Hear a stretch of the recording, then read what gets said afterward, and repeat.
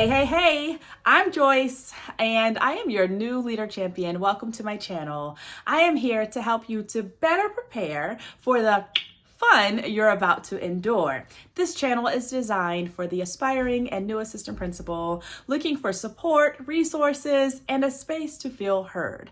I too know what it's like to be a brand new assistant principal with very little support and really wishing that someone would be there to help me to figure it all out. So I'm here for you, and that's what this channel is all about. Today, this is video 3 of 10 topics that I felt were necessary for aspiring and new assistant principals to go through, navigate, figure out before they land their new position, or really to reflect on if they're in their first 1 to 3 years. So here I am today. We're talking about building trust with staff. Now, building trust with staff is so important because you're going to come in brand new, right? People are going to look at you like, who are you and what do you do? Who are you? What do you know? Who are you? Where have you been? They probably have heard something about you because people talk. And a lot of times when you're getting a new administrator, people are going to pick up the phone and tell a little something about what they know if they know where you're going.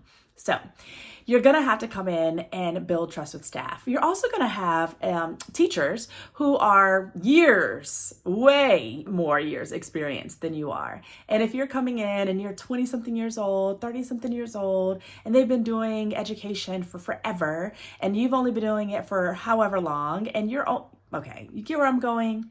So you're going to have to establish that trust and build those relationships.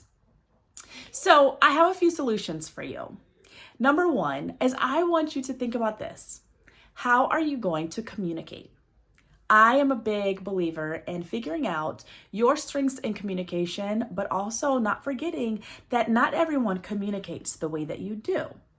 So as an aspiring assistant principal, as a new assistant principal, what's your communication style? Think about how you're going to poll your staff. How are you going to get to know them?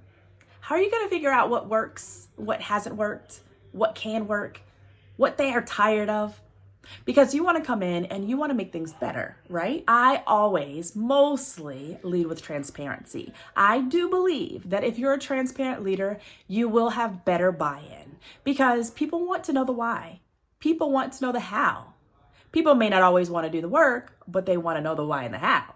So if you're transparent and you let people know why things are changing or why things need to be changed or why we're doing something, then they can better understand. And then they're probably going to do it.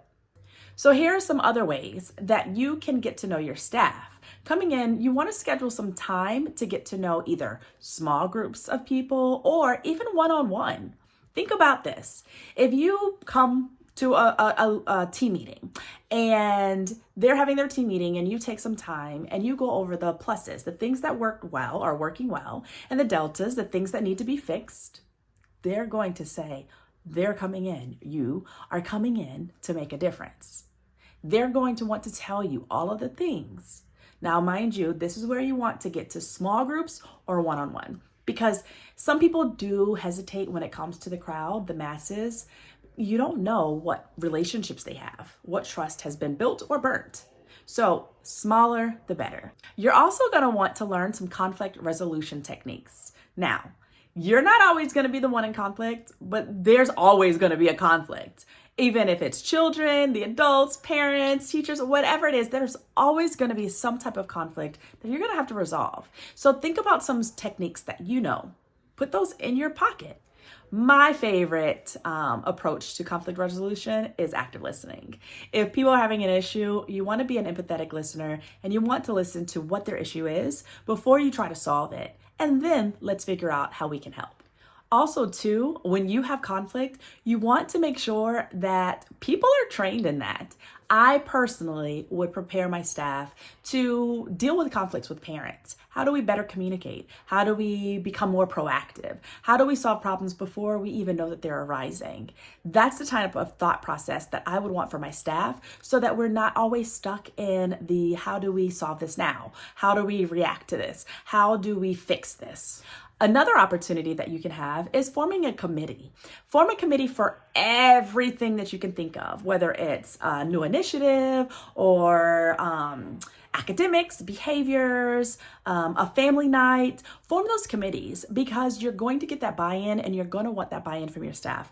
I don't know, sometimes committees are of 2 people, but at least you are giving that opportunity. And people can't say, well, I wasn't able to share. I wasn't able to give my input. Well, you should have come to the meeting. Another thing you're going to want to do is facilitate those collaborative professional development opportunities. Now, I was talking to someone the other day. We don't do PD just for the sake of doing PD. We do PD, right, based off of people's needs and wants. Some people need training for certain things. Some people want to learn certain things. So providing those opportunities is key on getting people to continue their professional development and their growth. We're ongoing learners, right? Forever learning. We're educators, but we're forever learning. The way that we're going to do that is stop putting PD in front of people that is meaningless for them. Another thing you may want to try is come up with some type of staff recognition program, whether it's staff member of the week, staff member of the month, superlatives, whatever it is. Think about how you can recognize staff for the great things that they're doing on campus. Those are all opportunities for you, the new leader, to come in and get to know the people and build the trust of the people that you are working with. Don't forget to always practice what you preach. I am a big believer in telling people to go home. If it's past their contract hours, I'm not expecting you to do anything outside of your contract hours because I don't want you to expect anything of me out of my contract hours. Now, mind you, I know our job never ends, but it's the expectation. And as a new leader, you can't expect people to perform, right? Or you can't expect people to do things if you're not doing them. So lead by example in all ways, whether it's putting in the work or dropping the work and going home to your family. Always practice what you preach. Take care of yourselves. Now, you're not going to be able to get through this if you don't put yourself first on your to-do list. So go to alvepro.com, check out the Caring Leader box, figure out what it is that you need to help yourself prioritize yourself in order for you to fill that cup that you need in order to, be the best you that you can be. Now, you definitely cannot pour from an empty cup. So take care of you, build that trust with staff, let them get to know who you are, lead by example, and be an empathetic leader. Be a nurturer, be the person that you needed when you were a teacher. Kudos to you for being here and good luck on your leadership journey. I hope that this video was beneficial to you. It was short, it was sweet. Go out there, do the work, build that trust. And honestly, if you can do that, you can do anything. Take care, everybody. Go to alvepro.com or thecaringleaderbox.com and figure out what it is that you need in order to continue to move forward and be resilient.